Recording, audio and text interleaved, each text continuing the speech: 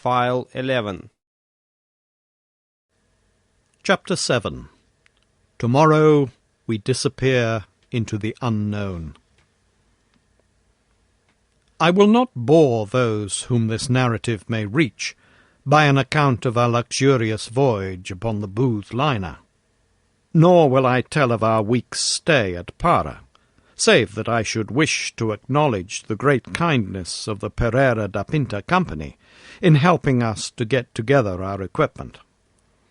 I will also allude very briefly to our river journey, up a wide, slow-moving, clay-tinted stream, in a steamer which was little smaller than that which had carried us across the Atlantic.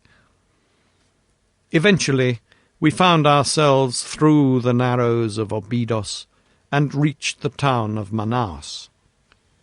Here we were rescued from the limited attractions of the local inn by Mr. Shortman, the representative of the British and Brazilian Trading Company. In his hospitable fazenda, we spent our time until the day when we were empowered to open the letter of instructions given to us by Professor Challenger.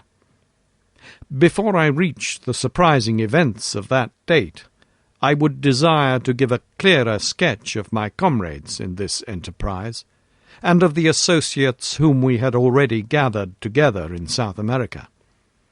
I speak freely, and I leave the use of my material to your own discretion, Mr. McArdle, since it is through your hands that this report must pass before it reaches the world. The scientific attainments of Professor Summerlee are too well known for me to trouble to recapitulate them. He is better equipped for a rough expedition of this sort than one would imagine at first sight. His tall, gaunt, stringy figure is insensible to fatigue, and his dry, half-sarcastic, and often wholly unsympathetic manner is uninfluenced by any change in his surroundings. Though in his 66th year, I have never heard him express any dissatisfaction at the occasional hardships which we have had to encounter. I had regarded his presence as an encumbrance to the expedition, but as a matter of fact, I am now well convinced that his power of endurance is as great as my own. In temper, he is naturally acid and sceptical. From the beginning he has never concealed his belief that Professor Challenger is an absolute fraud, that we are all embarked upon an absurd wild-goose chase, and that we are likely to reap nothing but disappointment and danger in South America, and corresponding ridicule in England. Such are the views which, with much passionate distortion of his thin features and wagging of his thin goat-like beard, he poured into our ears all the way from Southampton to Manaus. Since landing from the boat, he has obtained some consolations from the beauty and variety of the insect and bird life around him, for he is absolutely whole-hearted in his devotion to science. He spends his days flitting through the woods with his shotgun and his butterfly net, and his evenings in mounting the many specimens he has acquired. Among his minor peculiarities are that he is careless as to his attire, unclean in his person, exceedingly absent-minded in his habits, and addicted to smoking a short briar pipe, which is seldom out of his mouth. He has been upon several scientific expeditions in his youth. He was with Robertson in Papua, and the life of the camp and the canoe is nothing fresh to him. Lord John Roxton has some points in common with Professor Summerlee, and others in which they are the very antithesis to each other. He's 20 years younger, but has something of the same spare, scraggy physique. As to his appearance, I have, as I recollect, described it in that portion of my narrative which I have left behind me in London.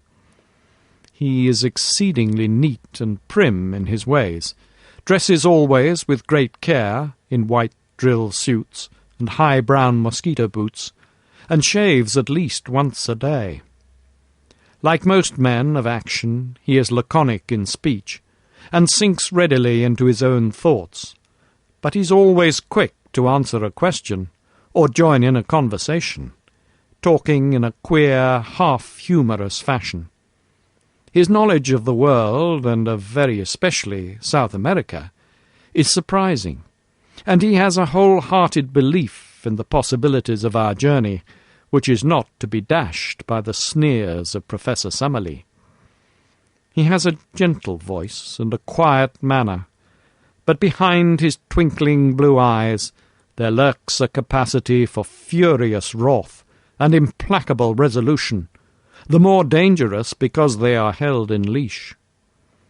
He spoke little of his own exploits in Brazil and Peru, but it was a revelation to me to find the excitement which was caused by his presence among the riverine natives, who looked upon him as their champion and protector.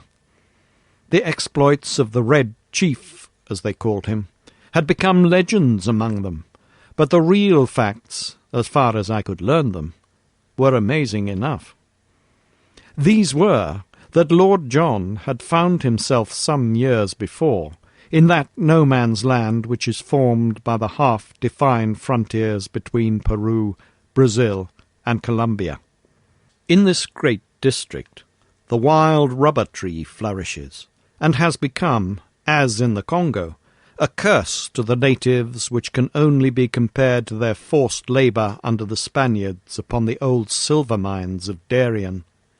A handful of villainous half-breeds dominated the country, armed such Indians as would support them, and turned the rest into slaves, terrorizing them with the most inhuman tortures, in order to force them to gather the India rubber, which was then floated down the river to Para.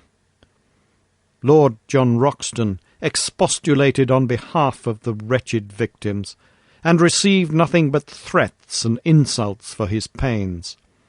He then formally declared war against Pedro Lopez, the leader of the slave-drivers, enrolled a band of runaway slaves in his service, armed them, and conducted a campaign which ended by his killing with his own hands the notorious half-breed, and breaking down the system which he represented.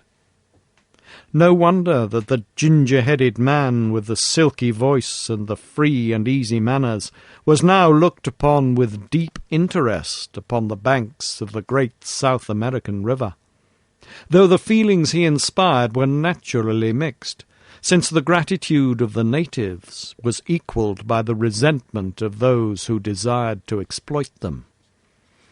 One useful result of his former experience was that he could talk fluently in the Lingoa Geral, which is the peculiar talk, 1/3 Portuguese and 2/3 Indian, which is current all over Brazil.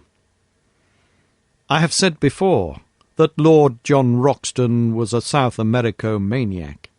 He could not speak of that great country without ardour, and this ardour was infectious, for, ignorant as I was, he fixed my attention and stimulated my curiosity.